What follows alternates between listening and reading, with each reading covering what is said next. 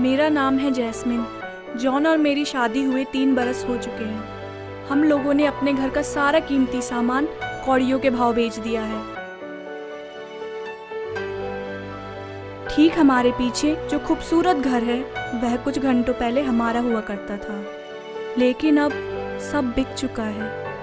इतना सब कुछ बिक जाने के बाद भी हमें खुश देखकर लोगों को हम पागल नजर आते हैं। कोई कहता है कैसे बेवकूफ हैं, कोई कहता है इतना महंगा सामान कौड़ियों के भाव बेच रहे हैं, कोई कहता है अरे पागल हो गए हैं, कोई कहता है देखो कैसे हंस रहे हैं। इनका तो सच में दिमाग खराब हो गया है।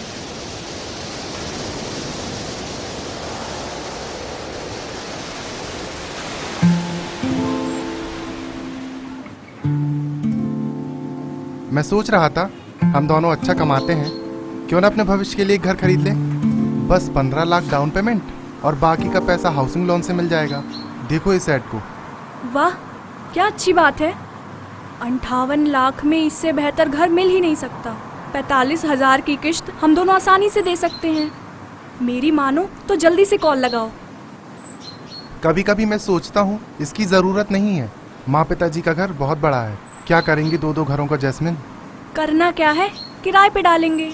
तुम इधर उधर की बातें मत करो, सीधे फोन लगाओ। ठीक है।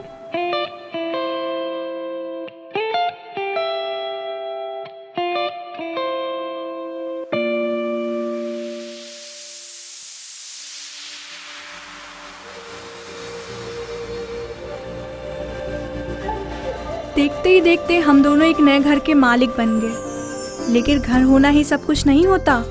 मैं प्रेग्नेंट थी और आने वाले मेहमान के लिए गाड़ी का खरीदना तो बनता ही है, और आसान किश्तों में गाड़ी भी घर पे आ गई। घर का फर्नीचर, टीवी, वॉशिंग मशीन, न जाने दुनिया भर का सारा सामान घर में नन्हे मेहमान के आने से पहले ही आ गया। दोनों की खुशी का ठिकाना नहीं रहा।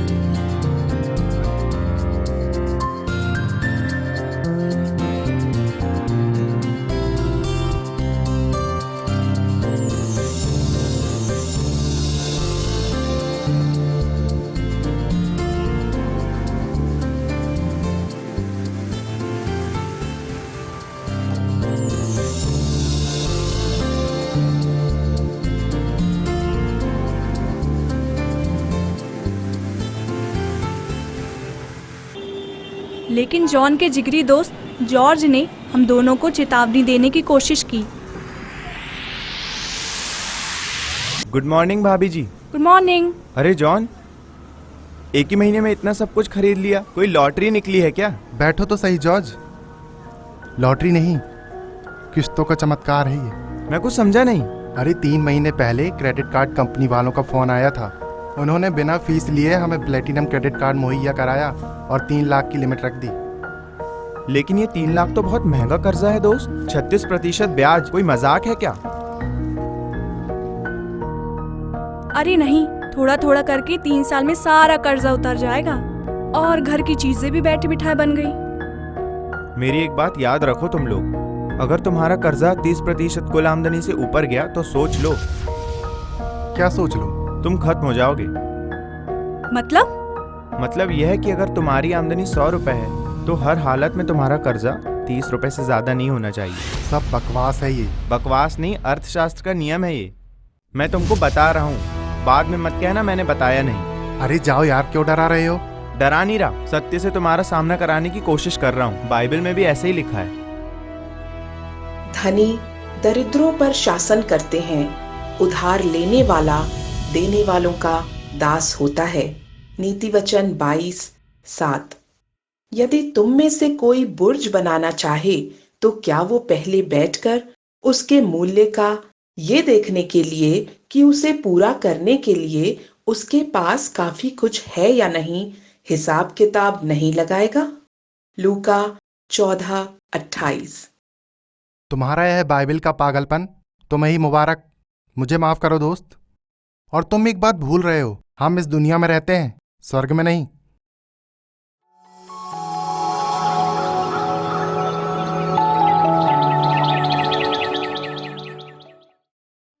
अरे जॉन, क्या हुआ? मैं कोई भूत नहीं हूँ। तुम लोग कहाँ जा रहे हो? तुम ठीक कह रहे थे भाई, इन किस्तों ने रातों की नींद उड़ा दी है। जैस्मिन की नौकरी चली गई है, हम बर्बाद हो गए हैं। कर्जदार हर वक्त दरवाजे पर खड़े रहते हैं। भाई साहब, हमारा बच्चा किन हालातों में जन्म लेगा यह सोचकर ही दम निकलता है। काश हमने आपका कहा माना होता। भाई हम करें तो क्या करें, कोई उपाय नहीं सूझता। तुम ही बताओ हम क्या करेंगे। मैं भी तुम्हारी तरह एक इंसान ही हूँ, गलतियाँ करके ही कुछ सीखा हूँ। मेरी मानो तो अपने आप को और अपने कर्जे को प्रभु यीशु के हवाले कर दो, कुछ ना कुछ तो हल निकल ही जाएगा। तुम ठीक कह रहे हो। अब हमें सिवा परमेश्वर के कोई नहीं बचा सकता, वही कोई समाधान निकालेगा। जिस किसी का तुझे देना है उसे चुका दे, जो कर तुझे देना है उसे दे। जिसकी चुंगी तुझ पर निकलती है उसे चुंगी दे। जिससे तुझे डरना चाहिए तू उससे डर। जिसका आदर करना चाहिए उसका आदर कर। रोमियो 13:7। हमने अपना सब कुछ कौड़ियों के भाव बेच दिया था। सब हमें पागल समझ रहे थे। सबका मानना था कि इन लोगों ने घाटे का सौदा कर लिया है, मगर मेरी और जॉन की दृष्टि में ये फायदे का सौदा था, क्योंकि आधे से ज्यादा कर्जा तो सब बेचने से एकदम खत्म हो गया था। और हमें हमारे प्रभु यीशु मसीह पर पूरा भरोसा है कि बाकी का कर्ज भी कुछ ही दिनों में खत्म हो जाएगा। यह बात बाइबल भी हमें बताती है कि परख कर देखो कि हमारा परमेश्वर कैसा भला है।